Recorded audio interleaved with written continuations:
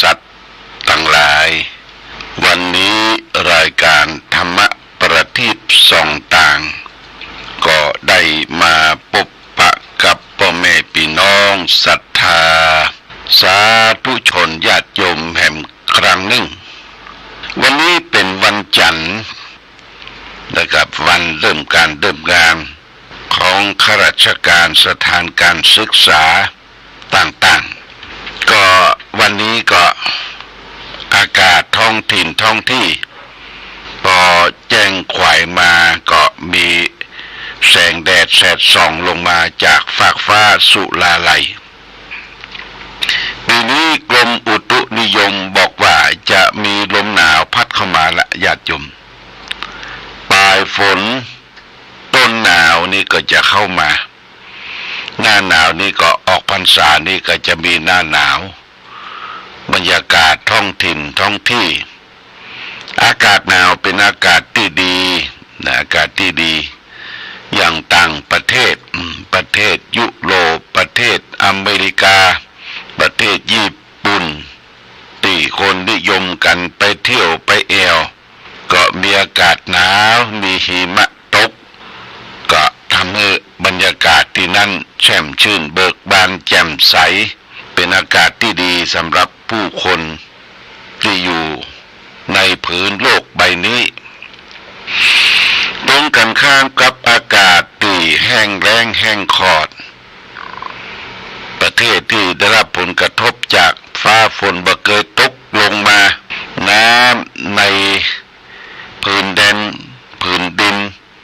แห้งแล้งแห้งขอดบ่มีการกระทำการกสิกรรมเพาะปลูกอย่างเต้นประเทศแอฟริกาเนี่ยคนสูงดำที่เปิ่นเลี้ยงควายเลี้ยงวัว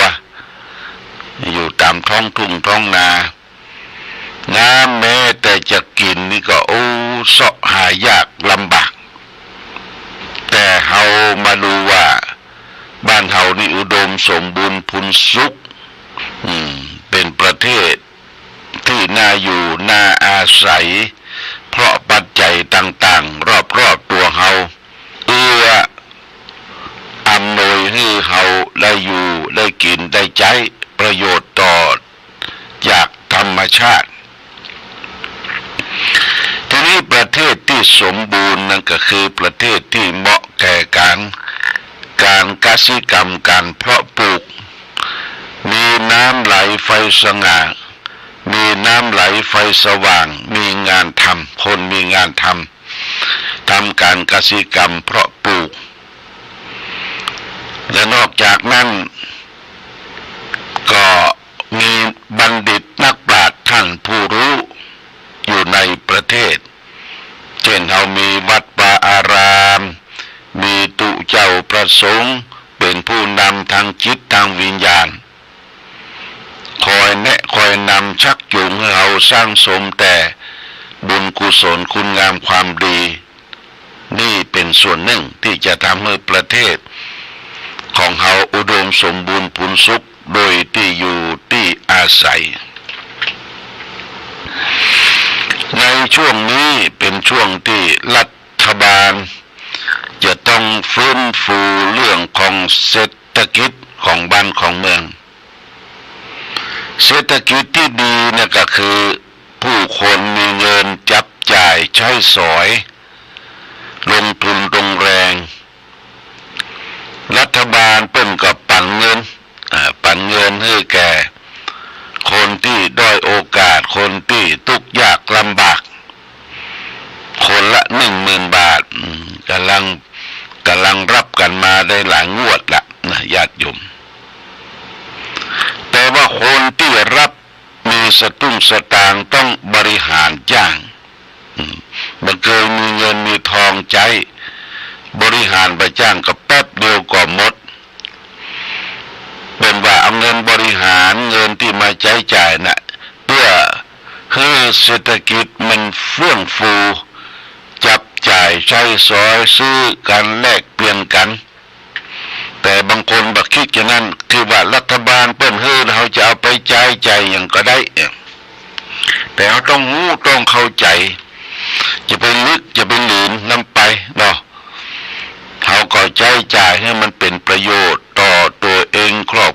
สังคมถือโภคทรัพย์มีเงินมีทองแล้วก็ใจจ่ายให้มันเป็นประโยชน์บางคนเอาเงินทองนั้นมาเฉลิมฉลองกันพิษข้องมองใจเอาละกุยตีกันบุบกันในวงเล่าขณะคนเฮาเนี่ยเนาะมันบ่ฮู้จักสำนึกตัวพอมีเงินมีทองเข้ามาก็จะเฉลิมฉลองกันละบางคน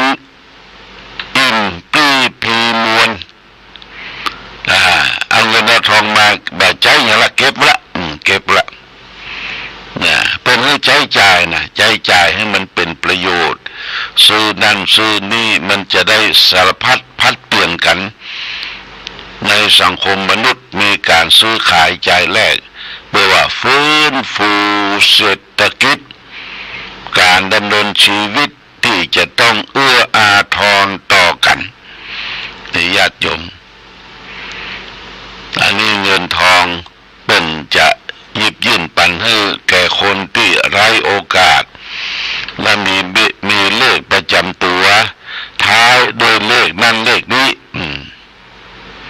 แต่ตัวเจ้าบ่ได้เนอะญาติโยมตัวเจ้าเป็นคนนอกเส้นบ่ได้ตัวเบิ้นแต่ตัวเจ้าก็ได้รับความอุปถัมภ์อุปถากจากญาติโยมท่านสาธุชนทั้งหลายเคยอยู่วัดวาอารามได้รับการอุปถัมภ์อุปถากหลายอย่างหลายประการโดยน้ำโดยปัจจัยสี่คืออาหารบิณฑบาตผ้านุ่งหัวใบจีวรจัดเสนาสนะให้อยู่แล้วก็ดูแลเรื่องโรคภัยไข้เจ็บนานาต่างๆนี่เป็นชาวพุทธที่เราพึงกระทำแก่สังฆประสงค์ชูสมณชีพราหมณ์นี่เป็นเรื่องที่เราอยู่ร่วมกันอย่างสร้างสรรค์และมีความสุขวันนี้จะเอาหลักธรรมนำมาฝากคือแก่ญาติโยมหลักธรรมนี้เป็นคลังธรรมเรื่องของมูลเหตุแห่งความชั่วและมูลเหตุแห่งความดีมูลเหตุคือรากเหง้าของอกุศลมูลกถาว่าโดยรากเหง้าของอกุศลมูลมี3ประการคือ1โลภะอยากได้2โทสะคิดประทุษร้ายเขา3โมหะหลงไม่รู้จริงพระพุทธเจ้าตรัสไว้ในพระไตรปิฎกเล่มที่20หน้า960ว่าตีนิอากุศลมูรานิโลโภอักสุลมูรังโทโสอากุศลมูรังโมโหอากุศลมูรังแปลว่าอากุศลมูล3คืออากุศลมูลคือโลภะ1อากุศลมูลคือโทสะ1อากุศลมูลคือโมหะ1โลภะโทสะโมหะเกิดขึ้นในตนย่อมเบียดเบียนตนมีจิตใจชั่วช้าเหมือนขุยไผ่เกิดขึ้นย่อมเบียดเบียนต้นไผ่ฉะนั้นญาติโยมก็ลองนั่งนึกตึกตรองดูความโลภความขี้โกรธโทโสโมโหและความหลงในรูปเสียงกลิ่นรสโผฏฐัพพะหลงในกรรมคุณ5โลภโกรธหลงเนี่ยถ้ามันกุ้มรุ่มสุมจิตใจเฮาย่อมเบียดเบียนคนให้มีจิตใจชั่วช้านะญาติโยมนะเพราะว่าเหมือนขุยไผ่ต้นไม้ไผ่มีขุยละเกิดขึ้นมาขุยไผ่เกิดขึ้นย่อมเบียดเบียนต้นไผ่ให้ตายฉะนั้นต้นไผ่จะตายนี่ก็ มีขุยมันออกขุยก่อนต้นไม้ไล่ไม้ไผ่นี่ออกดอกออกดวงมีขุยมันก็จะปาต้นเก่าต้นเดิมน่ะตายไปโดยกิเลสที่เกิดขึ้นจากความโลภความโกรธความหลงก็เหมือนกันเตาสะสมมักโมมอยู่ในจิตในใจอยู่ตลอดเวลาเนี่ยมันทำลายของสุขภาพจิตสุขภาพกายเฮาเนี่ยสุดสมลงญาติโยมนะจิตใจบ่ตั้งมั่นชั่วช้ามีแต่โลภโมโทโสแล้วก็ร่างกายก็สุดสมไปด้วยจิตใจที่บ่ตั้งมั่นนั้นอันนี้คืออกุศลมูล3อย่างคือรากเหง้าที่เป็นความชั่วความโลภความโกรธความหลงทีนี้กุศลมูลกถาว่าด้วยรากเหง้าของความดีกุศลมี3เช่นเดียวกันแต่กี้เขาว่าโลภะโทสะโมหะเพิ่นจะเอาอ่างมามาเติมเข้าข้างหน้าเลยว่าอะโลภะอะนี่แปลว่าไม่เนี่ยอันนี้แปลว่าไม่แปลว่าน้องอนุชาแปลว่าน้องอนุก็คืออนุภรรยานี่คือภรรยาน้อยอนุนี่แปลว่าไม่น้องลงมาอโลภะข้อหนึ่งเนี่ยไม่อยากได้2อโทสะไม่คิดประดุษร้ายเขา3อโมหะไม่หลงตีนิกุศลมูรานิอโลภะกุศลมูลังอโทโสกุศลมูรังอโมโหกุศลมูรังกุศลมูล3อย่างกุศลคืออโลภะ1กุศลคืออโทสะ1กุศลอโมหะ1เนี่ยเมื่อกุศลมูลที่เราได้ดำเนินเนี่ยไม่คิดโลภไม่คิดโกรธหลงไม่คิดโกรธไม่คิดหลงต่อกามคุณ5รูปเสียงกลิ่นรสโผฏฐัพพะเราก็กำจัดความโลภความโกรธความหลงออกไปจิตใจเขาก็เบาเมื่อจิตใจเบาร่างกายก็ชดชื่นแจ่มใสไม่ต้องไปสะสมมักมมอย่างนักมากจนเกินไปญาติโยมนะ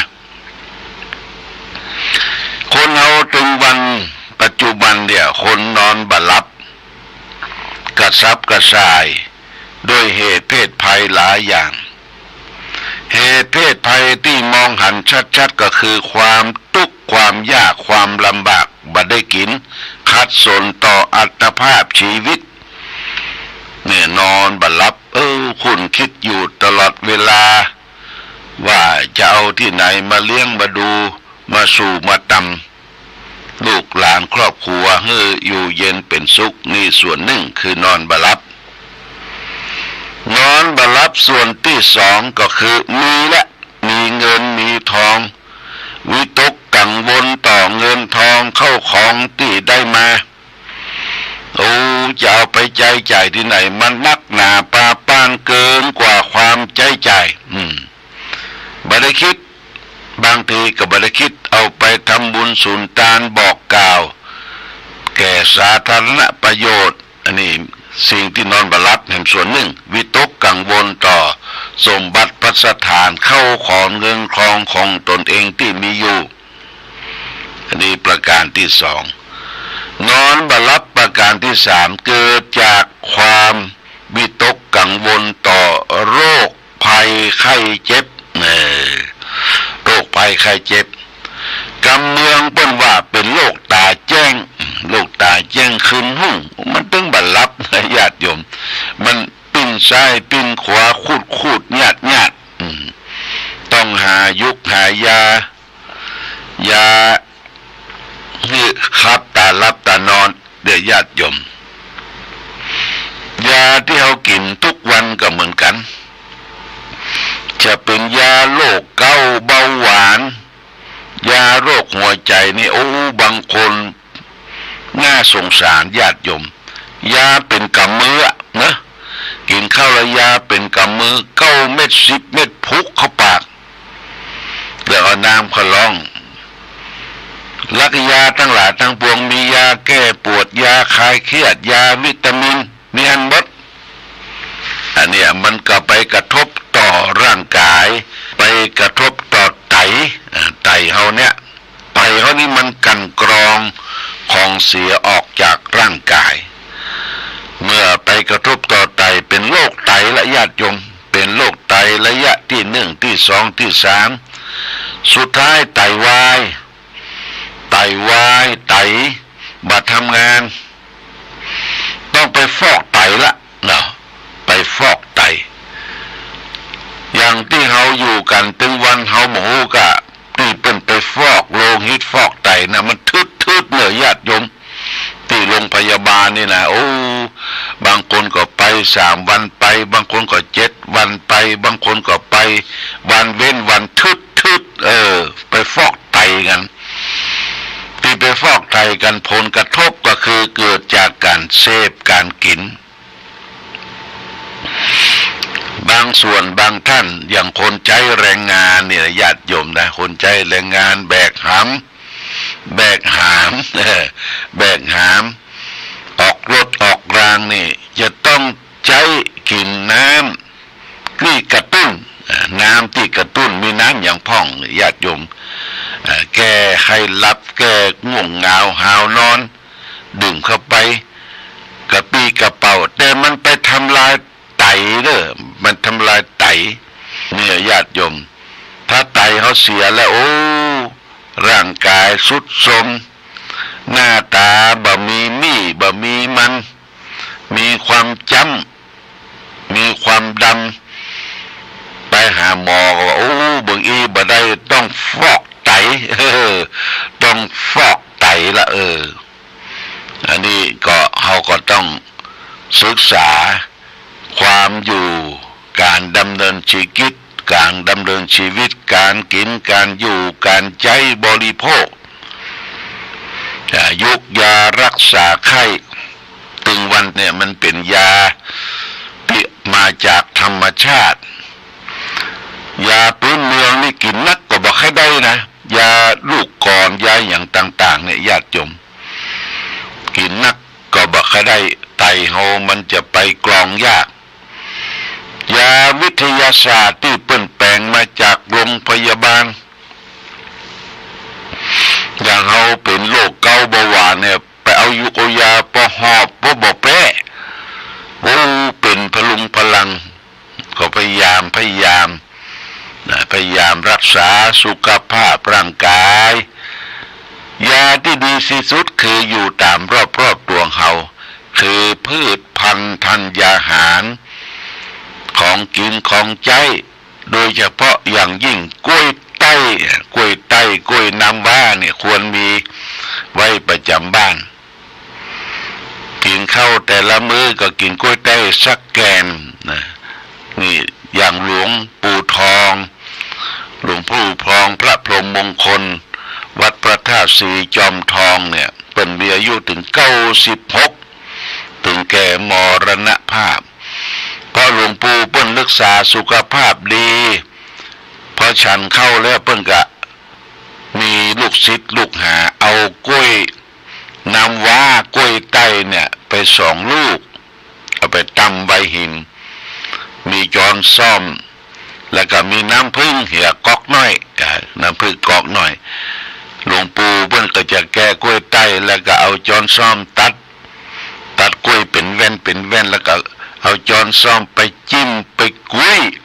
กับน้ำผึ้งกับน้ำผึ้งเพราะว่าเป็นยอดของวิตามินกินแล้วขับถ่ายดีนี่คือสมุนไพรใกล้ตัวกะกล้วยก็มีดีละและแปมปอมีน้ำผึ้งแหมน้ำผึ้งนี่มันเป็นเกสรดอกไม้ที่ผึ้งไปจับไปเสาะมาดินบินแต่ไก่ไปเสาะดอกลำไยไปเสาะดอกหยังจิปาถะเอามารวมกันเป็นรังผึ้งเป็นน้ำผึ้งคือลูกงอนได้ดื่มกินคนก็ไปตีผึ้งเอาน้ำมา ปะบีเป็นน้ำผึ้งเอามาเป็นยาสมุนไพรในญาติโยมนะอันนี้ส่วนหนึ่งที่เราจะต้องดูแลร่างกายและของกินของใจต่างๆอย่าไปกินของที่มันดิบเป็นลาบเป็นก้อยเป็นยาปิกง้วนสารนี่ญาติโยมเฮาแก่ตัวขึ้นมาก็กินของอาหารที่กินง่ายทายคล่องเนอะกินง่ายทายคล่องผักไม้ใส่เขือหน้านี่ก็นอนี่ลำตึกอร่อยเตื้อแต่ว่ามันบ่ค่อยมีประโยชน์ต่อร่างกายประการใดมีอย่างเดียวคือการขับถ่ายได้ดีแกงหน่อคั่วหน่อยำหน่อกับน้ำพริกปูน้ำพริกแห้หน่อปัจจุบันแม่กาดเขาบอกว่าไข่เค็มว่ะบ่ค่อยยี่จะมีเปิ้นเอามาขายหน่อปัจจุบันจะเป็นหน่อป้องปลายแล้วเด้อญาติโยมไม่ใช่หน่อบุญออกจากในดินเป็นหน่อป้องปลายแล้วหน่อสูงหน่อบงหน่อสร้างหน่อไม่หวกก็จะสูงแล้วจะแตกเป็นเก้าเป็นกอและหน่อที่สูงนั้นก็จะมีแมงนึ่งหรือว่าด้วงกวางนะด้วงกวางบ้านเฮานี่จะมีกวางแต่ก่อนนี่เป็นเล็กละอ่อนไปเสาะกวางแซมกวางกิมงกวางส้งเอามาเลี้ยงเอามากินอ้อยกวางนี่กินอ้อยนะญาติโยมกินอ้อยแล้วก็เวลาต่อสู้กันเนี่ยมันไปชิงตัวแม่กันแม่อีลุ่มนี่เปิ้นก็จะแปลงก้อนกวางเอาอีลุ่มอยู่ตั้งในทุกระบากดินก็บ่ได้ไปไหนก็บ่ได้แล้วกวางตัวผู้เนี่ยกวางแซมกวางส้งเนี่ยเอามาดมไม่อีลุ่มมันกล้าจิตั้งใต้ตั้งขวาจิตั้งหน้าแล่นไปมันไปปะปบกับกู้ที่บ่ฮู้จักกันก็จนกันจนว่าเขาบิ่งจนกันจะก้านกันไปนี่ก็เพราะตัวแม่นั่นแหละตัวแม่คืออีลุ่มแต่บางคนนี่โอ้จิตใจเหี้ยมเกียมอาฆาตพยาบาทกวางจนการบิดคอกวางว่าปะโทอย่ามาเหี้ยมเกียมบิดคอกวางเนี่ยญาติโยมบาปกรรมทั้งหลายทั้งปวงนะก็มาตกกับคนที่ทำบาปทำกรรมเนอะเจ็บคอเจ็บหัวเจ็บอย่างสะปะนี่บาปกรรมมันติ๊กมานะมันย้อนมาสู่คนที่ทำไปบิดคอกวางไปทำร้ายสัตว์ไปฆ่านกฆ่าหนูฆ่างูบุบตีฆ่าสัตว์ทำการบังทอนชีวิตสรรพสัตว์มันเป็นผลสะท้อนย้อนสู่ตัวเราในบั้นปลายเมื่อเฮามีบารมีอ่อนลงมีบุญอ่อนลงและสิ่งทั้งหลายมันจะเข้ามาเนี่ยต้องยอมรับกรรมที่ทำไว้ญาติโยมนะยอมรับกรรมของตนเองที่ทำไว้ทุกท่านทุกคนและต่อไปก็หมั่นสร้างสงฆ์คุณงามความดีไหว้พระสวดมนต์บุญส่วนต่างใจบาตรญาติบกใจนี่กรรมของตนเองที่ทำไว้จากความโลภความโกรธความหลงอันนี้เขาก็จะอยู่อายุยืนเท่าใดก็บ่ฮู้พระพุทธเจ้าบ่ได้บอกนะอายุเขาจะยืนเท่าใดเบิ่งแบ่งอายุไขของคนเนี่ยเฉลี่ยละ90เนี่ยญาติโยม90อายุ3ขั้น120 80ก่อน80 100แล้วก็120เนี่ยเขาจะได้แค่ไหนนั่นก็อยู่ที่เขาประพฤติปฏิบัติเอาละวันนี้รายการธรรมะประทีปส่องต่างรายการธรรมะประทีปส่องต่างก็ต้องขอลาก่อนขอผู้ฟังจงตั้งมั่นจิตหันษาด้วยธรรมะขององค์พระพุทธาได้นำพาให้เกิดความสุขสงบเย็นขอเจริญพร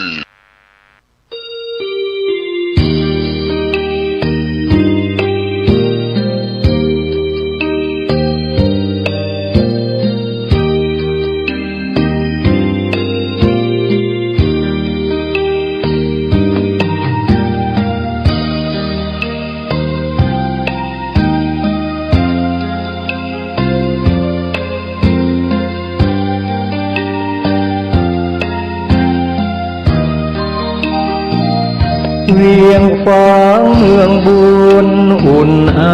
ถึงชัยประการน้ำก